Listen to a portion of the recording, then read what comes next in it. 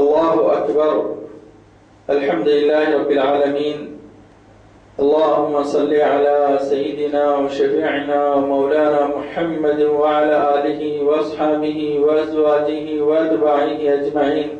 أما بعد، مشاهدينا الكرام، بفضل تعالی آپ کی خدمت میں اسماء اللہ الحسنى کی صفات کا اس کے مختصر تفسیر کا سلسلہ اور تفسیر کا سلسلہ آپ کے سامنے ایک خاص صاحب نے جاری کیا ہے، اور انشاءاللہ تعالی آج آپ کے سامنے اسم اللہ باسط کی صفت کا بیان رکھوں گا. سماعت کیجیے.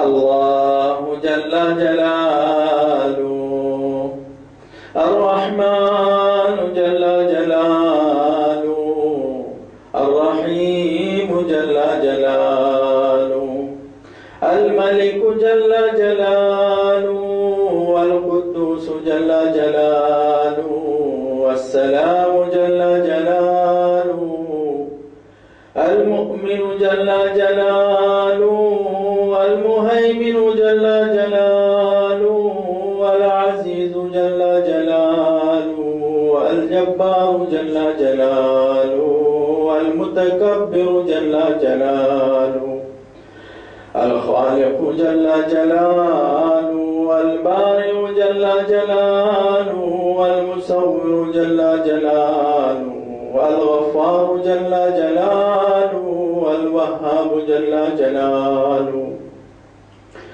الرزاق جل جلالہ القہار جل جلالہ الفتاح جل جلالہ العلیم جل جلالہ القابض جل جلالہ الباسط جل جلالہ وجل شانہ. اب آپ کے سامنے اس میں باسط کی صفت کا بیان ہو رہا ہے. باسط وہ اسم ہے، وہ ذات الہی ہے جو ہر چیز کا احاطہ اور ان چیزوں کو اور زندگیوں کو حسب معمول بسط کیا ہوا ہے. موسموں کا آنا جانا، ان میں اناج کھیتی باڑی ایک موسم میں، جس میں اس طرح کئی وہ موسم آتے ہیں. بعض اوقات ہم دیکھتے ہیں کہ جو موسم کا پھل ہوتا ہے اسی موسم میں آتا ہے، اور اسی طرح سے جانوروں کے اندر بھی کچھ ایسے موسم آتے ہیں جس کے اندر ان کی تولدگی ہوتی ہے. اور کھیتی باڑی جو ہے، اگر آپ چاہیں گے کہ برسات کے موسم میں اناج اگائیں گے تو نہیں اگ سکتا، گیہوں اگانا چاہیں گے تو نہیں اگ سکتے، برسات کے موسم میں آپ منجل کھانا چاہے تو نہیں کھا سکتے. تو اللہ عز و جل نے باسط کا مطلب کیا ہے؟ اللہ عز و جل بسط کیا ہوا ہے رزق کو اور انسانوں کی زندگی کو. خالق کائنات نے اپنے کائنات میں رزق کے اسباب مہیا فرمایا ہے، ہر چیز کو بسط کیا ہوا ہے، یعنی حسب معمول ان چیزوں کو لے کر آتا ہے.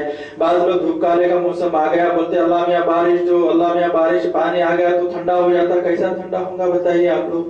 ہاں، ہماری عقلیں، کیونکہ بعض لوگ جو ہے محدود آبادیوں کے اندر آباد ہوتے ہیں اور غذائیں جو ہے ان کے گھر میں اناج چاول آٹا آ جاتا ہے، کھا لیتے ہیں. لیکن آٹا کس موسم میں جو ہے گیہوں آتے ہیں، کس موسم میں اناج اگتا ہے، کس موسم میں کون سی ترکاری ہوتی ہے، اس کا تو لوگ کو علم ہے نہیں. ہاں، البتہ کسان لوگ یہ جانتے ہیں کہ ہم کو کس موسم میں کون سی ترکاری کو جو ہے تو اگانا ہے.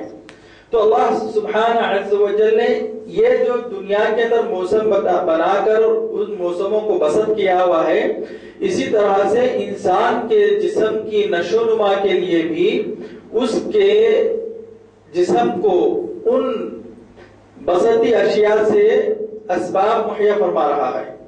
اللہ سبحانہ و تعالی انسان کے جسم میں جو ہے حدید یعنی لوہے کی ضرورت ہے، جو جو ہے پتل کی ضرورت ہے، ہر قسم کی دھات کی بھی انسان کو جو تو کیلشیم کی ضرورت ہے.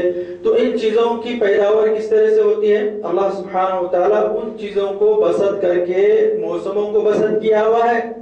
دوسرا، انسانوں کے لیے میں آپ کے سامنے طبیعی چیزیں بیان کر رہا ہوں جو نیچرلی ہوتے ہیں، ہاں، جو یہ موسموں کے لحاظ سے ہوتے ہیں. پھر اس کے بعد اللہ سبحانہ عز و جل نے اشرف المخلوقات جو انسان بنایا ہے اس کے لیے بھی ارزاق کو بسط فرمایا ہوا ہے اور اس سے رزق دیتا ہے. اور اسی طرح کافروں کے دل پر ایمان حاصل کرنے سے قبض کیا ہوا ہے. ان کے بھی دلوں کو ایمان کی طرف رجوع نہیں ہونے کے لیے کافر وہی ہوتے ہیں جس کو اللہ سبحانہ وتعالیٰ نے لکھ دیا ہے، بسط کر دیا ہے کہ وہ اسلام کی طرف رجوع نہ ہو، اور اہل ایمان کے دل انوار سے اور ایمان و اسلام کے حصول کے لیے کھول دیا ہے.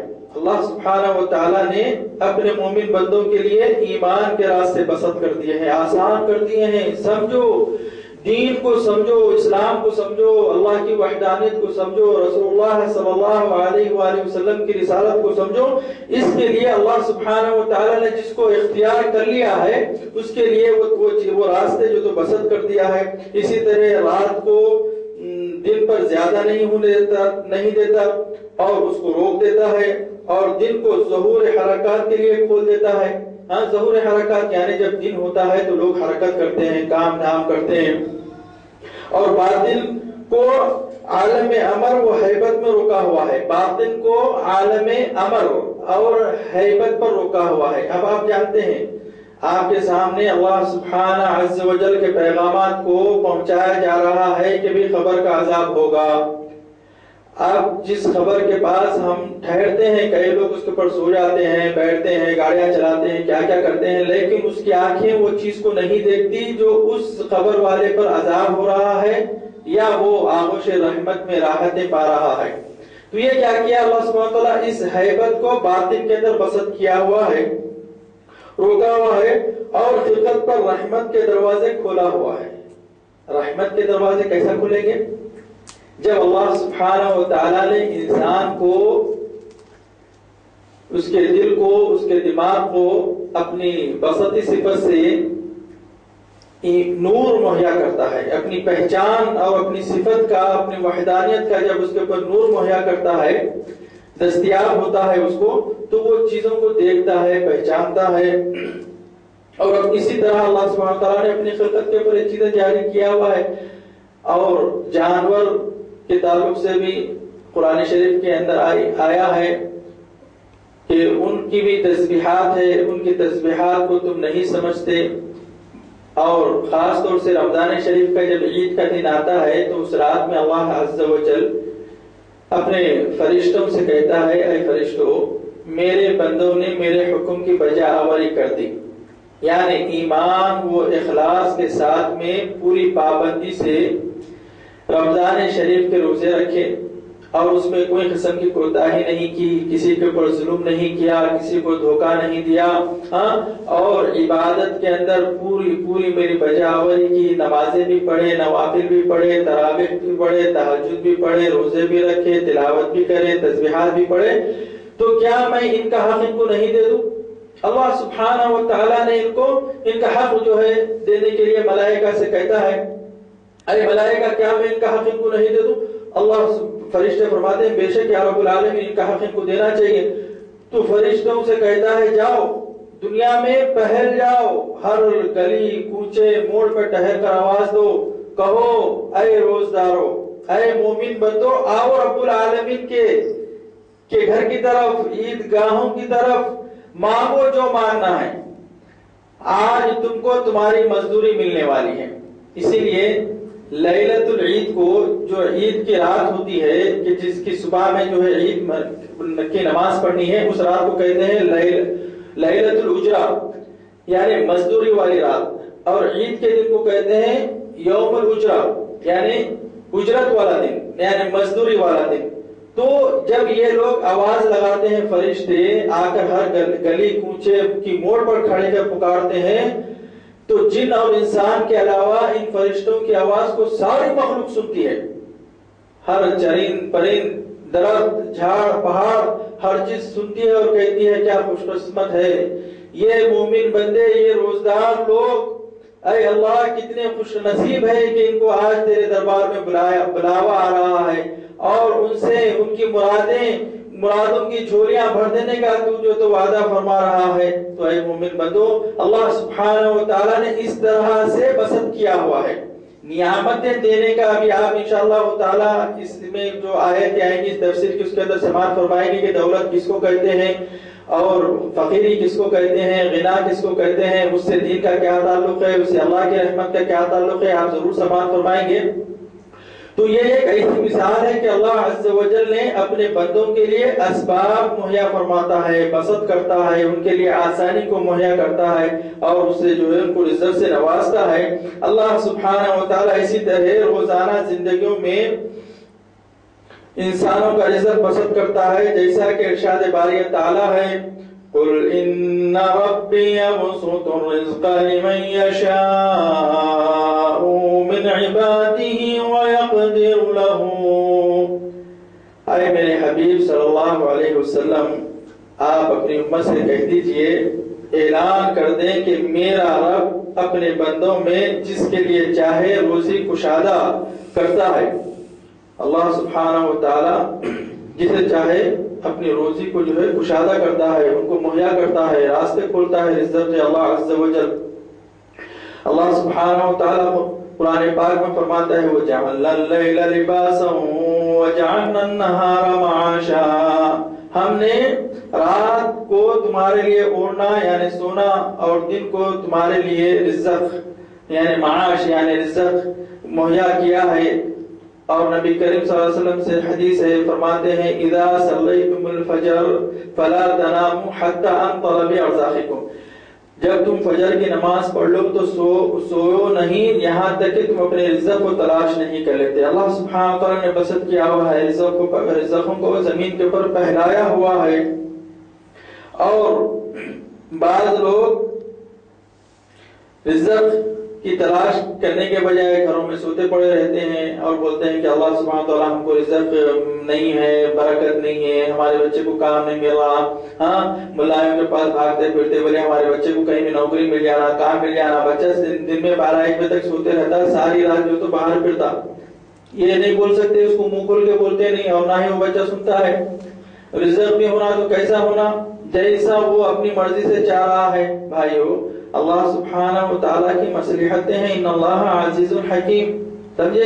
کوئی جو ہے ایک پیشے والا، کوئی مستری ہے تو کوئی مزدور ہے، کوئی ڈاکٹر ہے تو کوئی انجینئر ہے، ہاں کوئی ٹیلر ہے، ہر ایک آدمی اپنے اپنے پیشے سے اپنے روزگار کو مہیا فرما رہا ہے۔ اور خاص طور سے ہمارے شباب نوجوان لڑکوں سے یہ گزارش ہے کہ آپ اگرچہ اچھی روزگار چاہتے ہیں تو پھر اچھی پڑھے بھی پڑھیے گا، اچھی تعلیم بھی لیجئے۔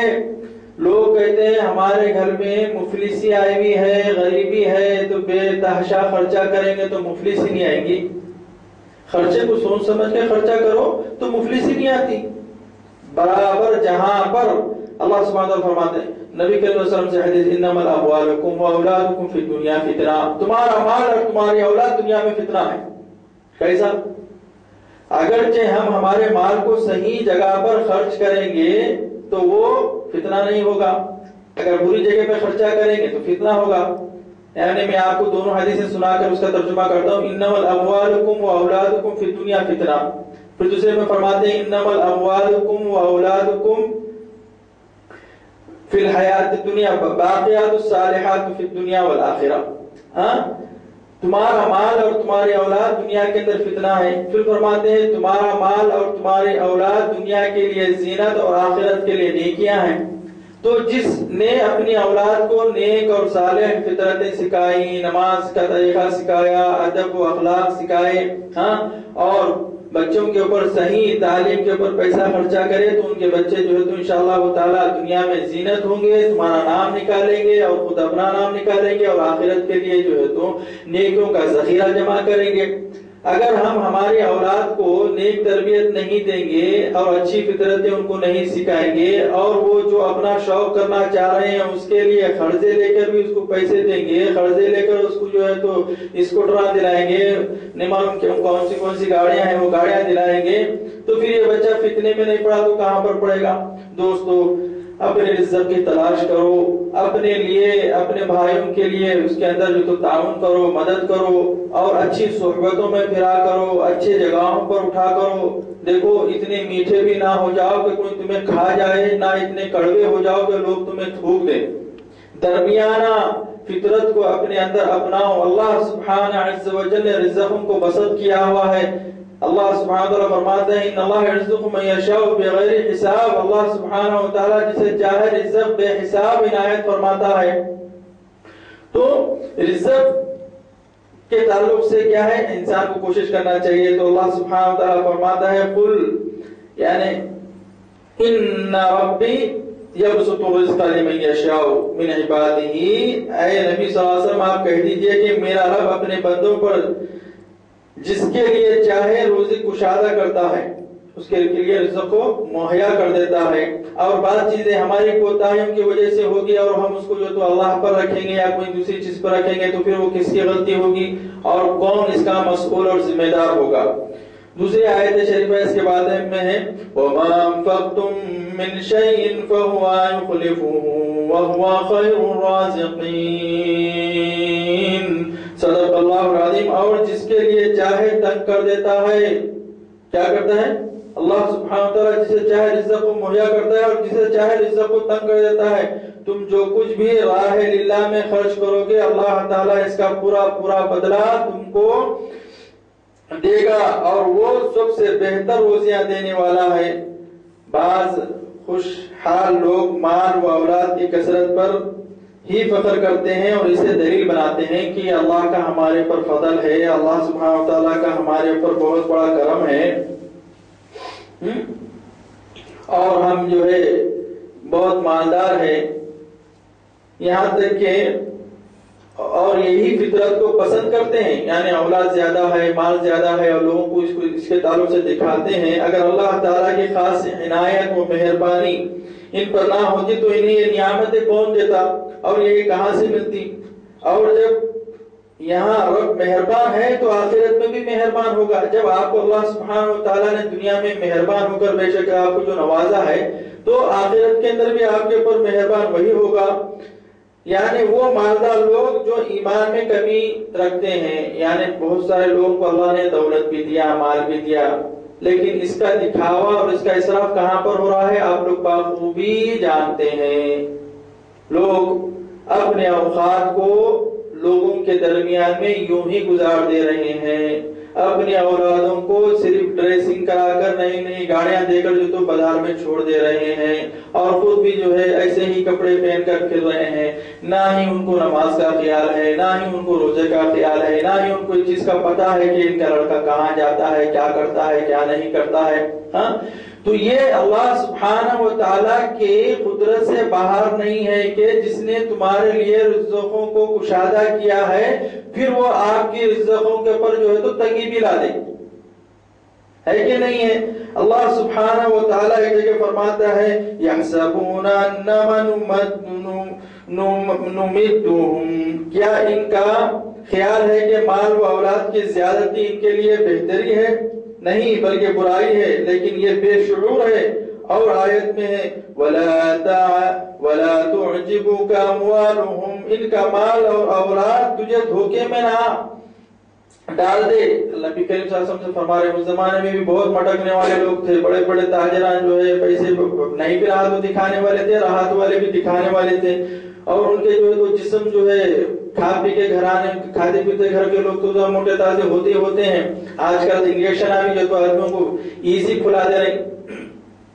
تو ایسی چیزیں اللہ کے رسول کے زمانے میں تھی تو اللہ سبحانہ وتعالیٰ فرماتا ہے کہ تم کو ان کے جسم اور ان کے اموال وغیرہ جو ہے تو تعجب میں نہ ڈال دے اس سے انہیں دنیا میں بھی سزا ہوگی اور مرتے دم تک یہ کفر پر ہی رہیں گے. یعنی یہاں پر دو چیزوں کا ذکر آ رہا ہے.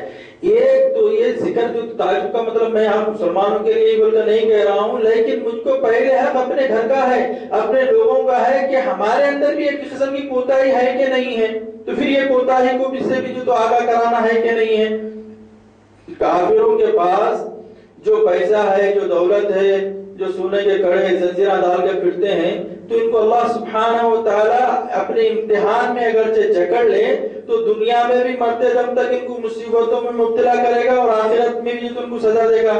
اور آیت میں ہے ذرنی ومن خلقت وحیدا، یعنی مجھے اور اس شخص کو چھوڑ دے جسے میں نے ممتاز کر دیا ہے. اللہ سبحانہ و تعالیٰ فرماتا ہے چھوڑ دو مجھ کو اس کے اوپر کہ جس کو میں نے ممتاز کیا، مال دیا، اولاد دیا، شہرت دیا، عزت دیا، اور وہ کیا ہے میری عبادتوں سے غافل ہے اور بے کثرت مال دے رکھا ہے. اور حاضر باش اللہ سبحانہ وتعالیٰ نے اس بندوں کو کا ذکر کر رہا ہے. اللہ سبحانہ وتعالیٰ نے ان کو ممتاز کر دیا اور بے کثرت با کثرت مال دے رکھا ہے اور حاضر باش فرزند دے رکھے ہیں اور ہر طرح کا عیش اس کے لیے مہیا کر دیا ہے. تاہم اسے طمع ہے، طمع یعنی لالچ ہے کہ میں اور زیادہ دوں. ایسا نہیں، یہ ہماری آیتوں کا مخالف ہے. کچھ ہی زمانہ جاتا ہے کہ اسے میں دوزخ کے پہاڑوں پر چڑھاؤں گا. اللہ سبحانہ تعالیٰ فرماتا ہے اس کو کچھ ہی زمانہ ایسا آئے گا کہ میں اس کو دوزخ کے پہاڑوں پر چڑھاؤں گا. اس شخص کا واقعہ بھی مذکور ہوا ہے جس کے دو باغ تھے، مال و اولاد، پھل والا اولاد والا تھا، لیکن کسی چیز نے کوئی فائدہ نہ دیا.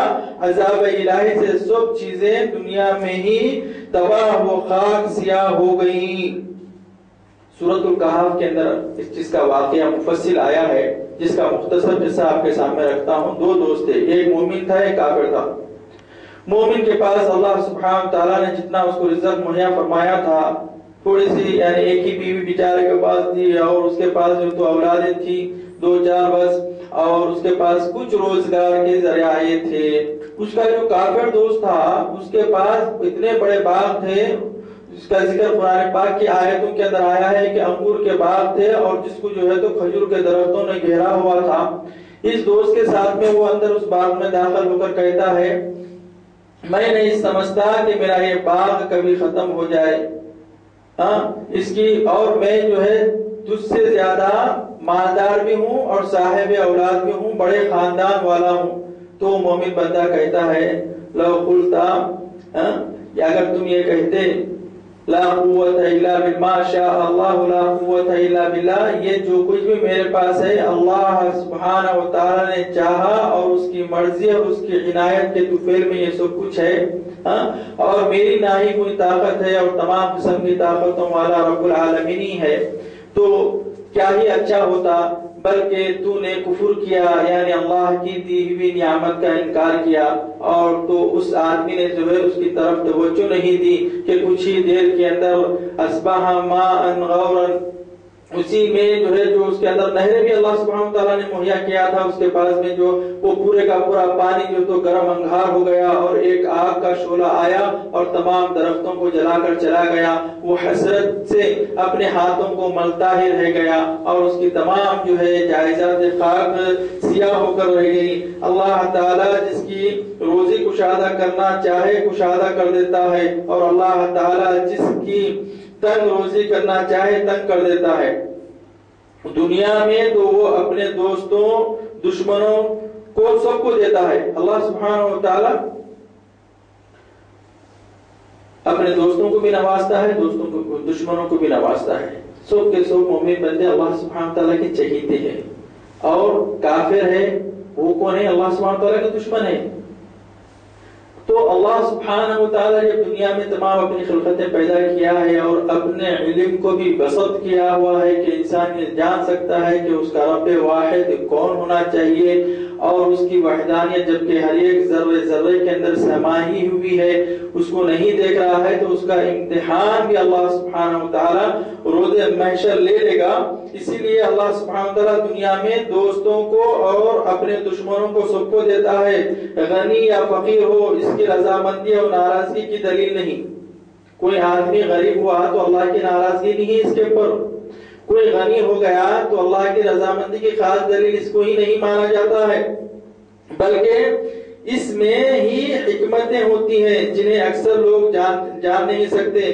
مال و اولاد کو ہماری عنایت کی دلیل بنانا غلطی ہے، یہ کوئی ہمارے پاس مرتبہ بڑھانے والی چیز نہیں ہے۔ دنیا کا مال اور دولت جو ہے اللہ کے پاس میں جو تو مرتبہ بڑھانے والی چیزیں نہیں ہیں، بلکہ وما انفقتم من خیر، جو اللہ کی دی ہوئی مال کو جو اللہ کے راستے میں خرچہ کرے گا اسی کے درجات اللہ سبحانہ و تعالیٰ کے پاس میں بڑھیں گے اور اس کا جو ہے ذریعہ بھی بنے گا۔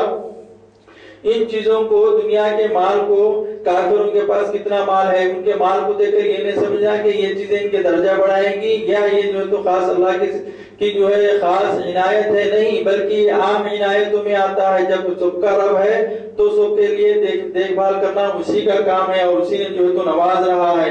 رسول اللہ صلی اللہ علیہ وآلہ وسلم فرماتے ہیں اللہ تعالیٰ تمہاری صورتوں اور مالوں کو نہیں دیکھتا بلکہ دلوں اور عملوں کو دیکھتا ہے۔ مسلم شریف کی روایت یہ ٹوٹلی جو میں آپ کے سامنے بیان کیا ہے۔ ہاں، اس کے پاس درجات دلانے والی چیز ایمان اور نیک اعمال ہے، ان کی نیکیوں کے بدلے انہیں بہت بڑھ چڑھ کر دیا جائے گا، ایک ایک نیکی 10 گناہ بلکہ 700 گناہ کر دی جائے گی۔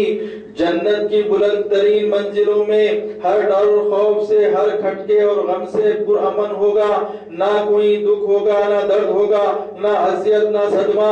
رسول اللہ صلی اللہ علیہ وسلم فرماتے ہیں جنت میں ایسے بالا خانے ہیں جن کا ظاہر باطن سے اور باطن ظاہر سے نظر آتا ہے۔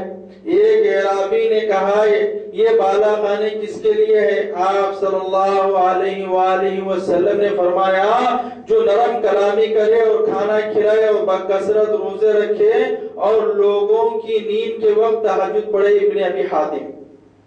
دیکھیے اللہ کے رسول صلی اللہ علیہ وسلم فرماتے ہیں جنت کے بالا خانے ایسے ہوں گے جس کا باطن ظاہر سے جو ہے نظر آئے گا، باطن ظاہر سے نظر آئے گا، یعنی محل اتنا بڑا ہوگا کہ اس کی حد نہیں ہوگی، لیکن کوئی آدمی اگر باہر ٹھہرا ہوا ہے تو اس کو اندر کی تمام چیزیں جو ہے اندر سے نظر آئے گی۔ ایسے ایسے بالا خانے ہوں گے، ایسے بڑے بڑے بالا خانے ہوں گے، اور اللہ سبحانہ و تعالیٰ کے پاس یہ بالا خانے کس کو ملیں گے؟ یہ جنتیں کے محلات کس کو ملیں گے؟ تو کیا فرماتے ہیں جس نے نرم کلامی کی، لوگوں سے آہستہ آواز میں احترام سے محبت سے بات کرا۔ آج کل میں بارہا یہ بات بتاتے آیا ہوں کہ سخت تلخ کلامی کو اپنی بہادری نہیں سمجھنا، تلخ کلامی کو اپنے لیے شان و شوکت نہیں سمجھنا۔ وہ دنیا میں جو تو آپ کی ذلت ہوگی، اسے یاد رکھو۔ لوگوں سے نرم گفتگو کیا کرو، اس سے وہ بھی تم سے محبت سے بات کریں گے اور اللہ سبحانہ و تعالیٰ کے پاس اس کی وجہ سے آپ کے درجات بلند ہو جائیں گے۔ پہلے پارے کے اندر آیا ہے وَقُولُوا لِلنَّاسِ حُسْنًا وَأَقِيمُوا الصَّلَاةَ وَآتُوا الزَّكَاةَ، تم لوگوں سے حسن سلوک پیدا کرو، یعنی اچھے اخلاق سے بات کرو اور اس کے بعد میں نماز پڑھو اور زکات دو۔ نماز سے پہلے دین اسلام کی بنیاد حسن سلوک پر رکھی گئی ہے، اور فرماتے ہیں اللہ کے رسول اور کھانا کھلانے والوں کو اور باکثرت روزے رکھنے والوں کو۔ آج کل کھانا کھلانے کا سسٹم تو چلے گیا ہے، سسٹم معصوم بچوں کو کتنے لوگ کھانا کھلاتے تھے، کتنے غریب لوگ آ کے ان کے گھروں پر جو تو کھانے کھا کر جاتے تھے، بڑے بھی ہوتے تھے بچے بھی ہوتے تھے، معصوم بچوں کو 11 بچوں کو کھانا کھلا رہے ہیں، 5 بچوں کو 7 بچوں کو کھلا رہے ہیں، 100 بچوں کو کھلا رہے ہیں، 51 بچوں کو کھلا رہے ہیں۔ معصوم بچے ہوتے ہیں، معصوم یعنی انبیاء ہوتے ہیں بچے۔ اللہ سبحانہ و تعالیٰ کا رزق جب آ کے وہ آپ کے دسترخوان پہ اپنا رزق کھا کے جاتا ہے تو وہ تم کو دیکھ کے خوش ہوتا ہے، یہ بھائی کھلائے کھانا ہمارے کو، یہ بھائی ہمارے کو شربت پلا رہے۔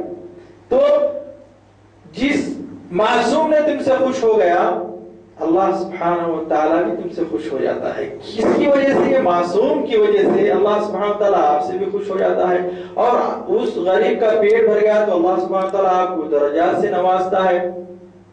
تو آج کل ہر طریقے سے جو ہے یہ خیر و برکتیں گھروں سے اٹھ گئی ہیں. کون سے زمانے ہمارے بچپنے سے ہم جو ہے لوگوں کے گھروں پر جا کے ہم بھی کھانا کھایا کرتے تھے, اتنا خوش ہوتے تھے, اتنا خوش ہوتے تھے, گھر پہ جا کے جو تو دروازے کے اوپر ٹہر جاتے تھے, اللہ ان کو جو تو اعلیٰ درجات سے نوازے, ان کو صحت و عافیت دے, ان کے گھروں کو جو تو نور سے اور خیر سے اور برکت سے بھر دے رب العالمین. اور ہر وہ شخص جو آج تک بھی یہ کار خیر کے اندر مدامت کر رہا ہے, اللہ سبحانہ وتعالیٰ اس کو بھی دنیا اور آخرت میں پورا پورا اجر سے نوازے.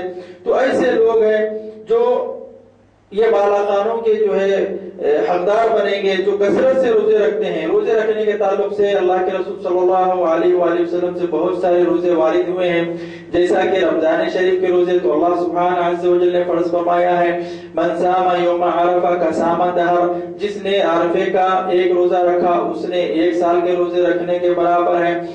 جس نے جو ہے یوم عاشورہ کا روزہ رکھا, اللہ سبحانہ وتعالیٰ اس کے پچھلے سال کے گناہ معاف کر دیتا ہے.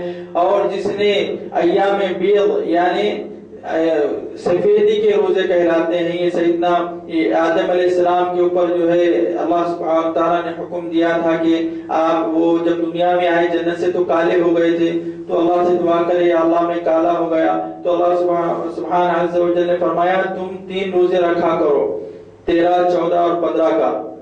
تو ان روزے رکھنے سے انہوں پھر سفید ہو گئے تھے, گورے ہو گئے تھے. تو اللہ کے رسول صلی اللہ علیہ وآلہ وسلم فرماتے ہیں, سیدنا ابو ذر غفاری رضی اللہ تعالیٰ عنہ سے روایت ہے, فرماتے ہیں ابو ذر اگر تو روزے رکھ مہینے کے تو 13, 14 اور 15 کا روزہ رکھا کر. یہ روزوں کا بھی ذکر آیا ہے. اور آپ جو تو پیر کا روزہ خاص طور سے رسول اللہ صلی اللہ علیہ وآلہ وسلم رکھا کرتے تھے. بہت سارے لوگ کہتے ہیں کہ میلاد نبی مناتے تھے کیا, صحابہ مناتے تھے کیا؟ ہر ایک آدمی اپنی اپنی خوشی سے میلاد نبی مناتا. میلاد نبی نے سالگرہ اپنے اپنے حساب سے کرتا, لیکن اللہ کے رسول صلی اللہ علیہ وآلہ وسلم سال میں 48 مرتبہ جو ہے میلاد شریف مناتے تھے. صحابہ نے کہا یا رسول اللہ آپ پیر کے دن روزہ کیوں رکھتے ہیں؟ کوئی سبب نہیں بتایا سوائے ایک سبب کے. کیا بولے؟ اس دن مجھ کو رب العالمین نے پیدا کیا ہے, اس کی خوشی میں اللہ کا شکرانہ ادا کرتا ہوں. میں صحابہ امت محمد ہوں, میری امت کا میں سردار ہوں اور تمام انبیاء کا سردار مجھ کو اس دن بنایا گیا ہے, تو میں پیر کا روزہ اس لیے رکھتا ہوں. تو اس سنت شریفہ کو تمام صحابہ نے ادا کیا, اور آج تک بھی امت رسول صلی اللہ علیہ وسلم اس سنت موت کی داء پر کاربند ہے. اس کا اجر اللہ سبحانہ وتعالیٰ دے رہا ہے.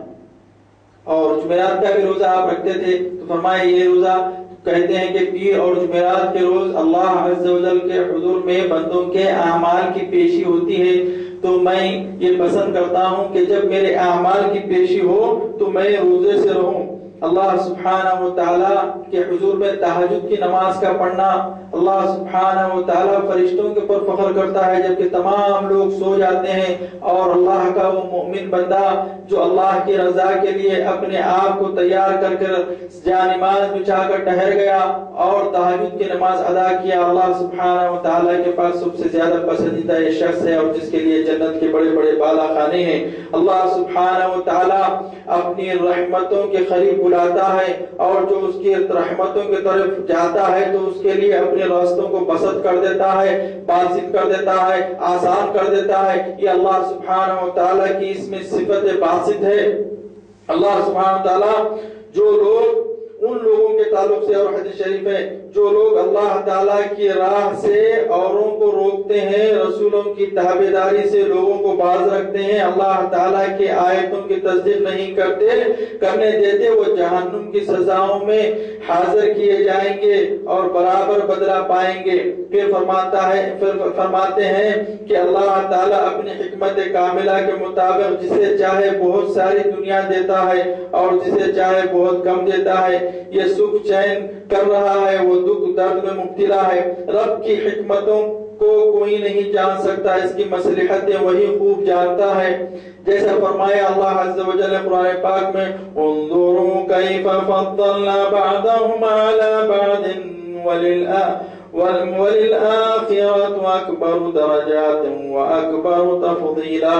تو دیکھ لے کہ ہم نے کس طرح ایک کو دوسرے پر فضیلت دے رکھی ہے، اور البتہ آخرت درجوں میں اور فضیلتوں میں بہت بڑی ہے، یعنی جس طرح فقیر و غنی کے ساتھ درجوں کی اونچ نیچ ہے یہاں پر، اسی طرح آخرت میں بھی اعمال کے مطابق درجات و درکات کے درجے ہوں گے۔ نیک لوگ تو جنت کے بلند و بالا خانوں میں، اور بد لوگ جہنم کے نیچے کے طبقے کی جیل خانوں میں۔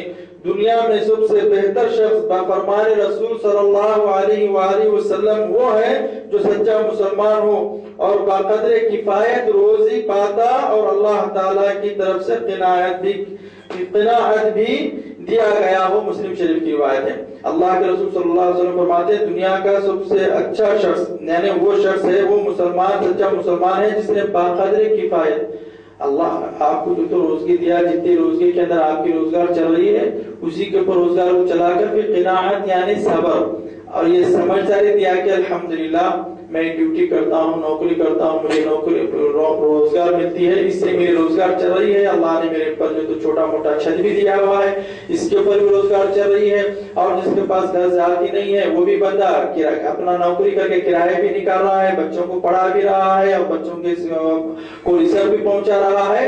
تو یہ بندے کے اندر اللہ سبحانہ وتعالیٰ اگر جب قناعت دے دے تو یہ بندہ بولے گا بھائی میرا گھر تو نیچے جب تک دنیا قائم ہے 2 بارش کا گھر ہے، اس کے بعد میں رہنے والا ابدی آباد گھر جہاں پر کوئی قسم کا ڈر ہے، نہ خوف ہے، نہ کوئی قسم کی قناعت کرنے کی بھی مجھ کو ضرورت ہے، وہی گھر ہے۔ یہ چھت تو آج بھی چھٹنے کا ہے، میرے چھٹنے کے بعد میں مجھ کو میرے گھر والے خود لے جا کے دوسرے گھر میں ڈال دیں گے، ہاں اس کے بعد دوسرے لوگ اس میں موج مستی کریں گے، وہ بھی کب تک کریں گے، وہ بھی اس چیز کو ختم کر دیں گے۔ تو یہ قناعت جب بندے کے اندر ہوگی تو اس کے اوپر اللہ سبحانہ وتعالیٰ رزق کو کے لیے کافی و شافی ہو جائے گا۔ اللہ سبحانہ وتعالیٰ اس کے رزق کے دروازوں کو کھول دیتا ہے۔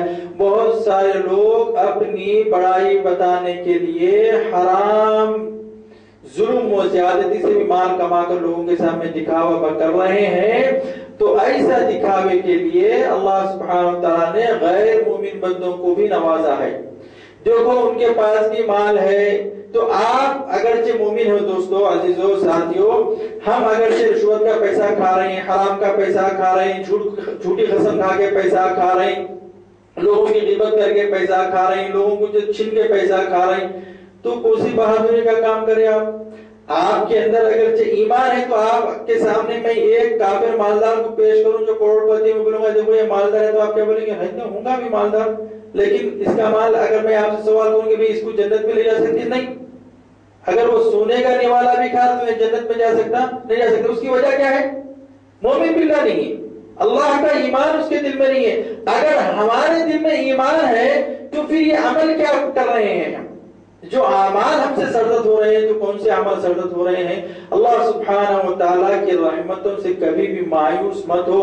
جس نے اللہ سبحانہ وتعالیٰ کی عطا کردہ روزیوں سے میسر ہے، اللہ سبحانہ وتعالیٰ کے حکم اور اس کی برکتوں کے اوپر قلب مطمئنہ ہے، اللہ سبحانہ وتعالیٰ اس کو مطمئن رکھتا ہے، کبھی بھی اس کے اوپر کوئی مصیبت نہیں آ سکتی۔ اللہ سبحانہ وتعالیٰ اللہ کے رسول صلی اللہ علیہ وسلم کو بھی فرماتا اللہ نے تجھ کو کالا بنایا، گورا کیوں ہونا چاہتا؟ مصلحت ہے نا۔ اب آپ کو میں بولوں گا بھائی آپ کیا پہنتے کپڑے، کوئی اپنی اپنی پسند کا کپڑا ہی پہنتا ہوگا، میں اس کو بولوں گا نہیں تم جاپان کے کپڑے پہنو، پہنتے؟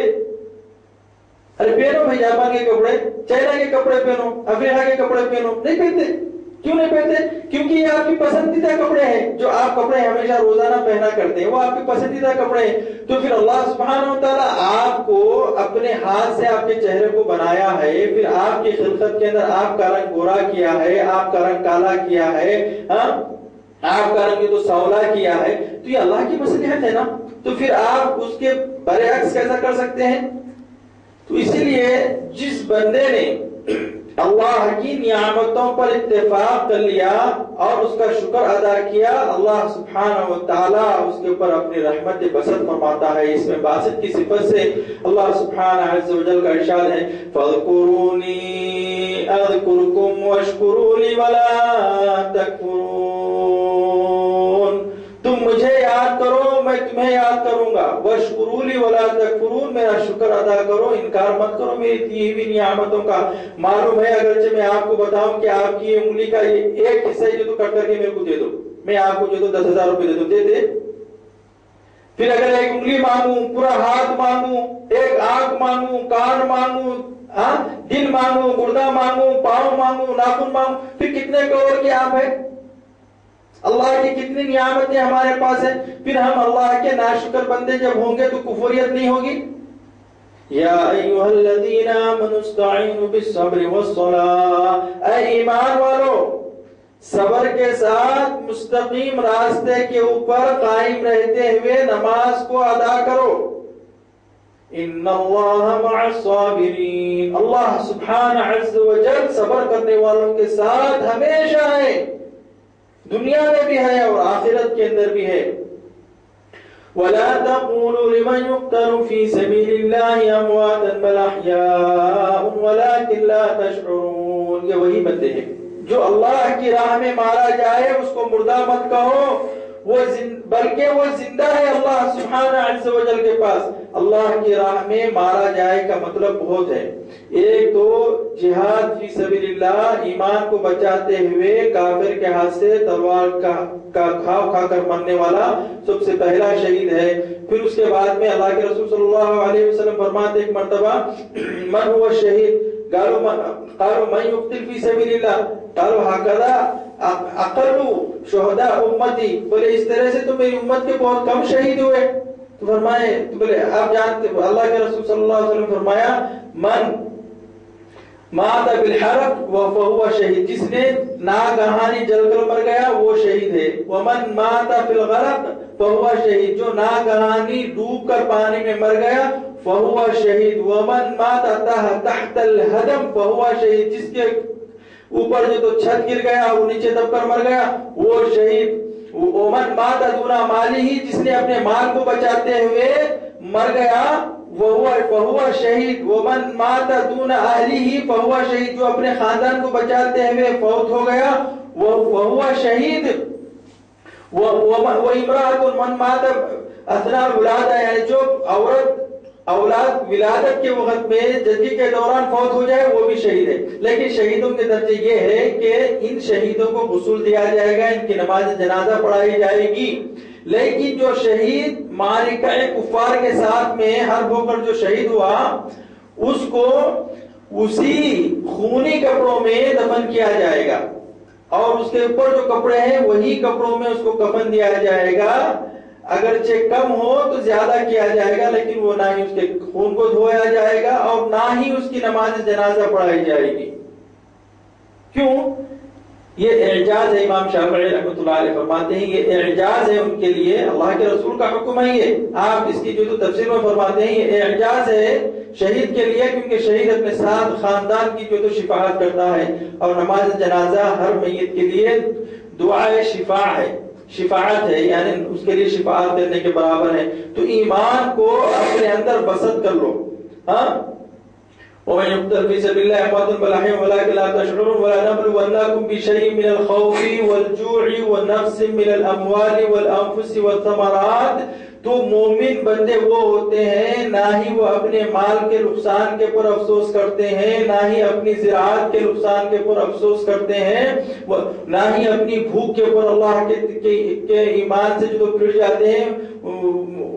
ونقص من الاموال والجوع ونقص من الاموال والثمرات، اور میوے وغیرہ کے باغات بھی اگرچہ برباد ہو جائے تو اس کے اوپر بھی صبر کرتے ہیں۔ وبشر الصابرین، اے رسول صلی اللہ علیہ وسلم ان کو خوشخبری دے دو یہ صبر کرنے والے، وبشر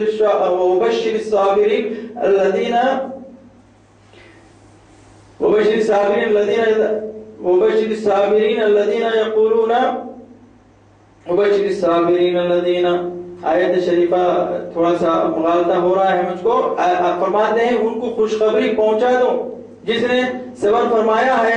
قالوا انا للہ وانا الیہ راجعون، اس کے بعد وبشر الصابرین الذین اذا اصابتهم مصیبۃ، جب وہ ایمان والوں کے اوپر کوئی مصیبت آتی ہے تو کیا کہتے ہیں؟ ان کا زراعت چلے گئی، مال تلف ہو گیا، ہر قسم کا جو تو نقصان ان کے اوپر ہو گیا، وہ کون تھے؟